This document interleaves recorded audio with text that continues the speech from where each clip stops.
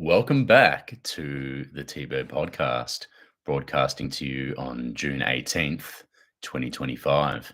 I've been on a little bit of a break, and it's good to be back on the streaming circuit. So yeah, it's great to be back with you guys. Um, it's very interesting times to be living in. Uh, we'll be getting in this episode. We'll be talking about, primarily crypto is for the people. Essentially is the fundamental theme of today's stream. Um, and want to touch on a couple of things, but yeah, of course, going back to interesting times, just the global geopolitical situation is pretty crazy at the moment with what's going on in the Middle East. And you've got a lot of anticipation and tentativeness going into what the Fed is going to decide to do with the interest rates, whether they're going to keep it unchanged, whether they're going to implement the cuts, first real big cuts, which will obviously have a direct impact on the crypto market as well. And hopefully we can see Jerome Powell from the Fed and other entities help to push for those rate cuts to come into play, which might still have a bit of a short-term negative / bearish impact on the crypto market, but overall, in the full context of the entire year of 2025, the sooner we can get those rate cuts happening, the more bullish it's going to be overall, with regard to overall business cycle, positive sentiment coming into the markets, and people starting to get a lot more risk on. So we're obviously seeing a lot of people still positioned in stablecoin allocation.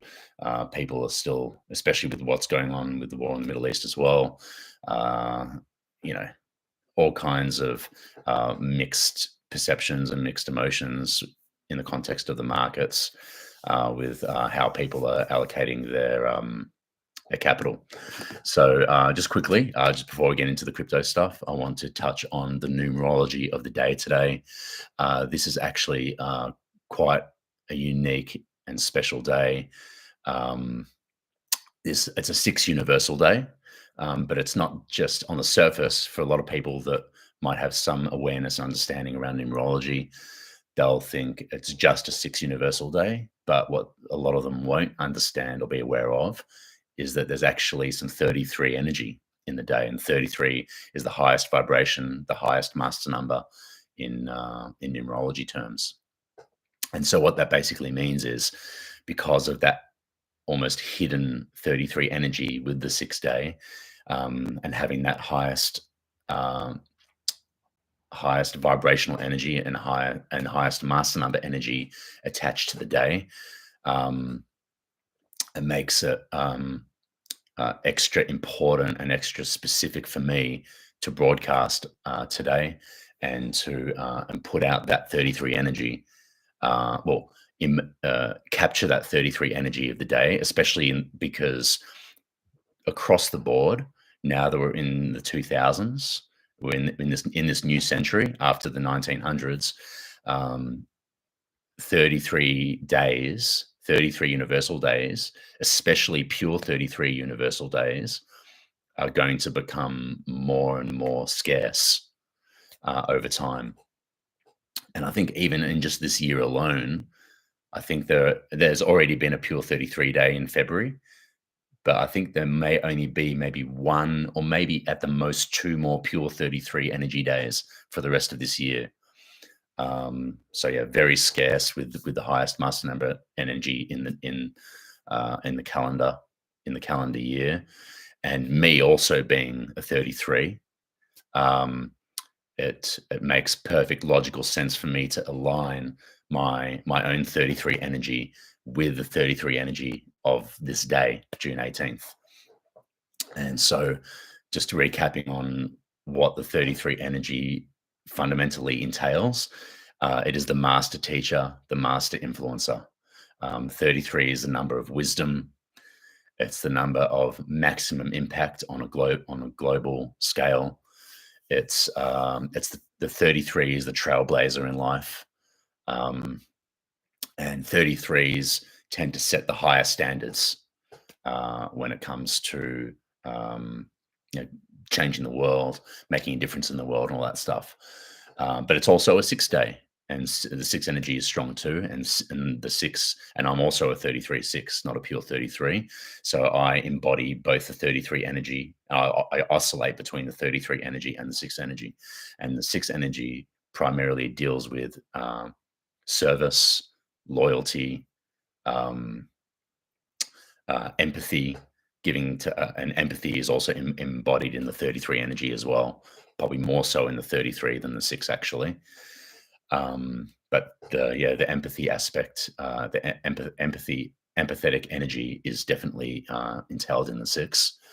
Um, so today is about me being in my six energy and the 33 energy in alignment with the 33 6 day of this day, and being of service to primarily my service to humanity, but more specifically in the context of my broadcast on this channel. It's about being of service and persistently being of service to the hex and pulse chain ecosystem in crypto. And that's basically what I've uh, endeavored to um, encapsulate with all the work, energy, and time that I've put into being part of this um, pioneering community in crypto, the Hex and Pulse chain ecosystem, and all the products associated with Richard Hart. Because this ecosystem specifically is about enshrining the values of why crypto was created in the first place, which essentially, Bitcoin was launched and founded during one of the most precarious and volatile financial times in modern history, basically going back to the Great Depression of 1929 into the 30s, 1930s. So out of the 2008 financial crisis was birthed Bitcoin, and Bitcoin essentially from the beginning, written in its white paper, and its primary mission is to give self custody. Written in its white paper, and its primary mission is to give self custody, give a means by which the human family can take back their power within the financial realm, the monetary realm, which essentially, the financial slash monetary realm is what dictates um, the course of our lives, um, whether we like it or not. And so, to provide a financial tool that allows the regular person on the street to be able to maintain their own self sovereignty and their own self custody, not your keys, not your coins, holding full sovereignty, autonomy, and control over your money outside of the central banking cartel system, um, was absolutely groundbreaking for its time in 2008, 2009. And unfortunately, what we've come to see over the last, at least the last sort of 5, 6, 7 years, is, and which has been firmly outlined by what's his name, the Roger Ver. Roger Ver, who's been a very respected and highly outspoken activist for Bitcoin since the very beginning of Bitcoin's life cycle. And now he's hugely under fire because um, he is firmly outlining in the book that he recently published of the the the true nature of Bitcoin and the entities now behind it. Essentially, the hijacking of Bitcoin that's taken place in recent years. Not even just the narratives themselves that manipulate people into, making people think that if you're getting into Bitcoin now, you're still early, and all that stuff. But the actual you've got entities like BRock, and who have huge amounts of financial uh, hegemonic control over the financial system at large, who are entities like these that are gaining serious, basically owning huge amounts of the supply, which essentially allows them to have huge leverage over Bitcoin and the rest of the crypto market as a whole, because the rest of the crypto market, both in the context of liquidity connection, liquidity bonding, and the spiritual bonding of the rest of the crypto market with Bitcoin, because Bitcoin is the first mover.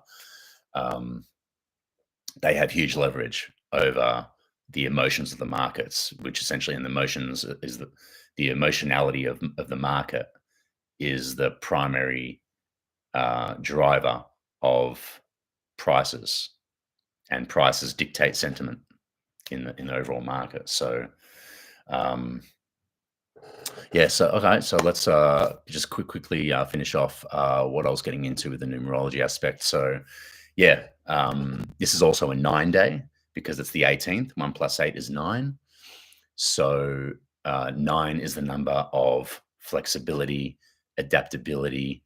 Nines are 100% a result of their surrounding environment. So you've got and they're the two strongest energies, the 33 in combination with the 6 as the primary energy, and the secondary energy being the 9. And then when you look at the primary and secondary energies together, it's essentially, just one second, just got to check something. Yeah, so the 9 energy in conjunction with the 33 energy is about blending the energy of flexibility and adaptability in harmony with the maximum influential impact. So today, for me, the focus for me today in this broadcast is about embodying that the 33 and 6 energy, which I'm directly imprinted with in conjunction with the day itself, but maintain an awareness of implementing or respecting the adaptability of the 9 as well.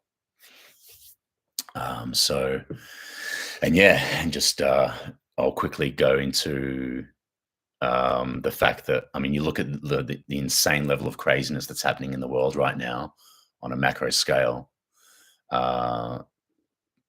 This is a 9 snake year. It's a 9 universal year, and it's a snake year. And so just being in a snake year alone means we're going to see drastic shifts and monumental events taking place, whether for the positive or the negative. And there's been no shortage of dramatic events and things of that nature that have taken place this year. And because it's a 9 universal year with the snake year, 9 is also the number of completion. And so a number of endings. And so in that context alone, you look at that aspect of it, the universal year energy of the 9 with the snake energy, and when you connect the dots, you can clearly understand that. Yeah, it's a year where serious changes are going to be taking place all across the year, and it doesn't just necessarily end at the end of this year. The snake year goes through is based on the lunar calendar, the Chinese zodiac or the Vietnamese zodiac. So the snake year extends out all the way up until February 17th of 2026. So even after 2025 is over and we shift into a new universal year energy in 2026, we go from the 9 energy into the new cycle. From a universal year standpoint, we're going to the 1 energy. The 1, because 2026, 2 plus 2 plus 6 is 10, which reduces to 1. So in a lot of ways, we go into 2026 with the 1 energy. So there'll be a lot of things there'll be new beginnings and things that'll be coming to an end this year, from in a lot of contexts, and then we move into 2026, and then it'll be a whole new cycle from a numerological standpoint with the universal years, which then presents the dynamic where we're moving into new beginnings next year in a lot of ways on earthly scale, on a macro scale. All right, so let's now just quickly go into what's going on with the prices with the main Richard Hart Pulse Chain core coins, which includes Hex on Ethereum as well. So right now, as we're talking, as I'm coming at you right now, Pulse Chain is now up. Let's have a look. So yeah, so even though we've had like a little bit of a short-term pump on all the Richard Hart core coins in the last 20, it has retraced, it has corrected back down from pretty just as as violently as this last short-term pump has gone up. It's come straight back down, and this can happen when you see short-term volatility. You see it's like the yin and yang. It's the faster it goes up, the faster it goes down. The slower it goes up, and the slower it goes down. So sort of a yin yang sort of phenomenon. But look, at the end of the day, this is just short-term stuff. If you get a short-term pump and it comes back down, you got to always zoom out, look at the bigger picture, and remember that the long term is the game. Even just in the context of this year alone, in 2025, this is the bull mania year. We're almost midway through the year, and we're still sort of waiting to see some really definitive movements in Ethereum and the Pulse Chain ecosystem. In a lot of ways is the extension of Ethereum itself. And we've since it was sort of in April, around the April period, is when we started to see the first real signs of the revival of Ethereum, with a solid recovery bounce off the Pico lows.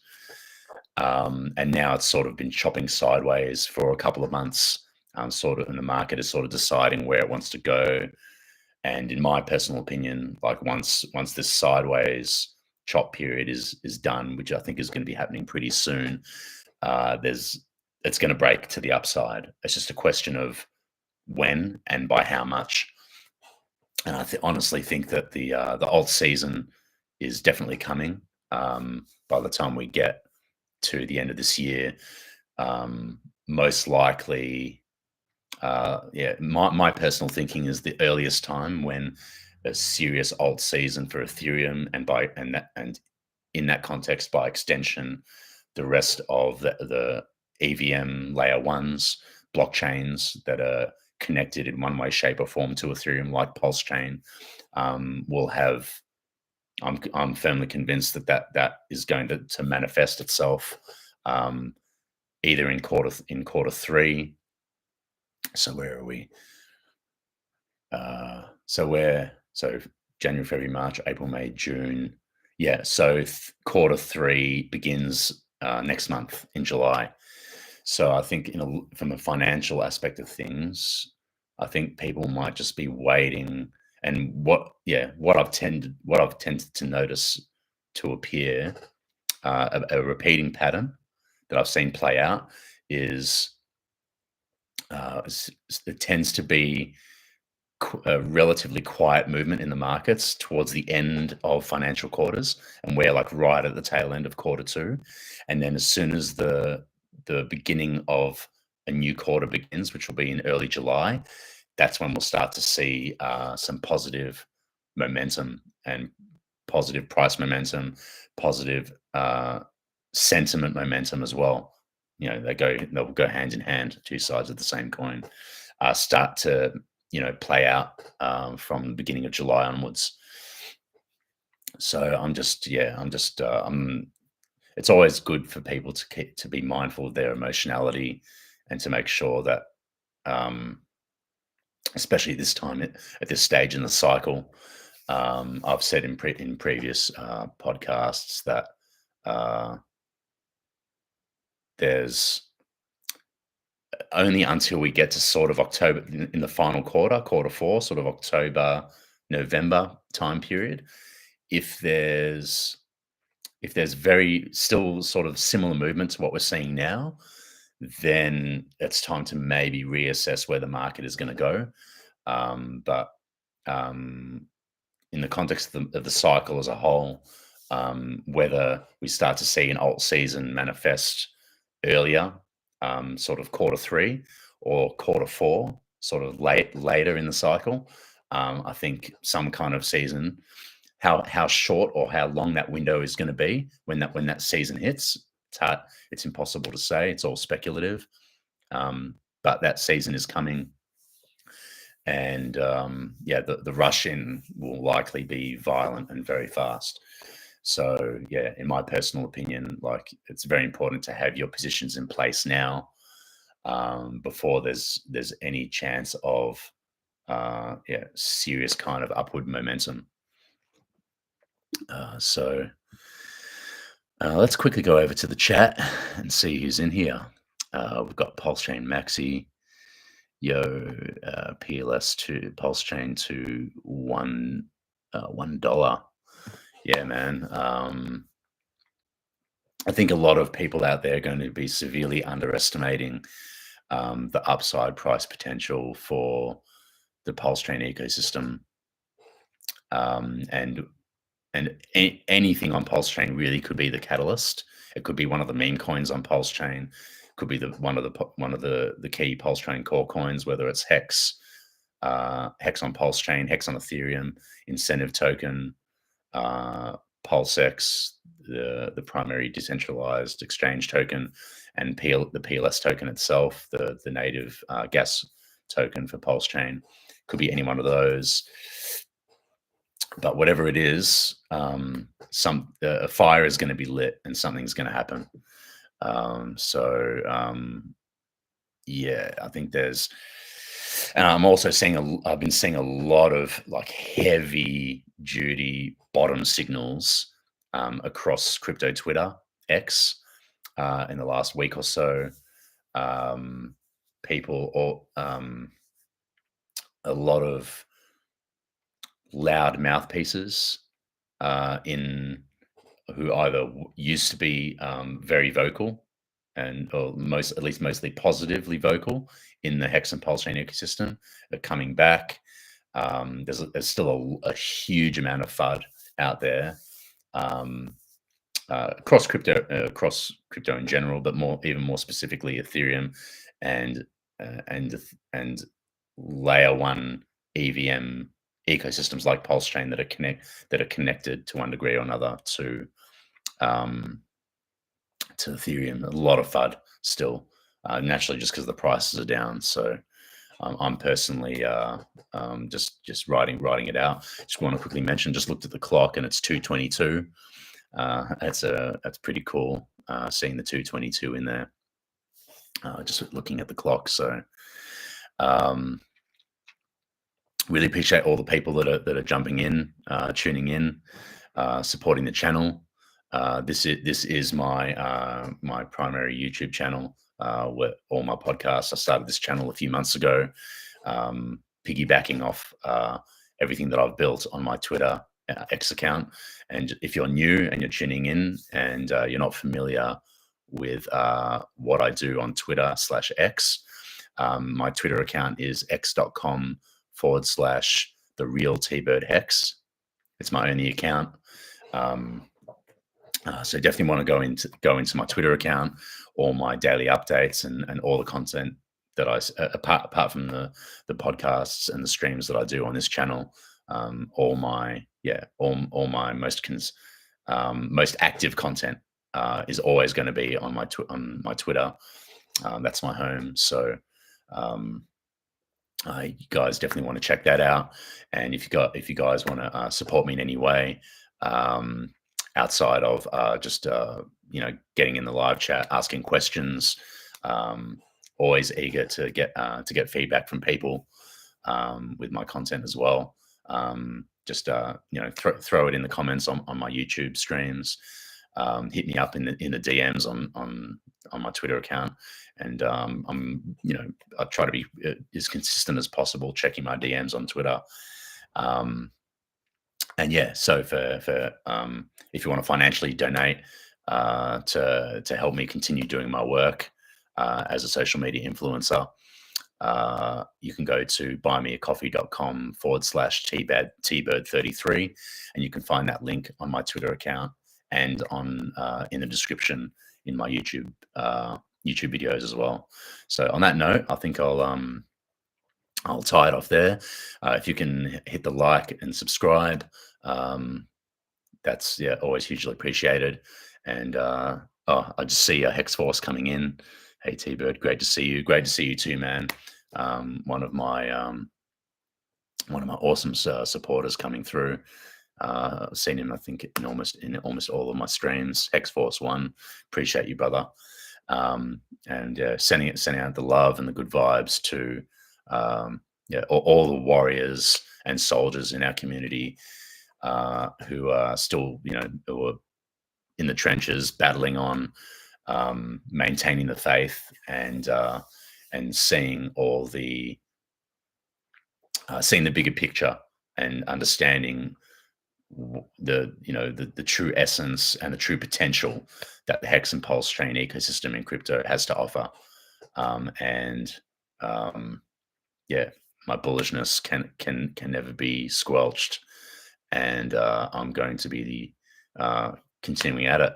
And on that note, I'll see you all on the next one. Peace.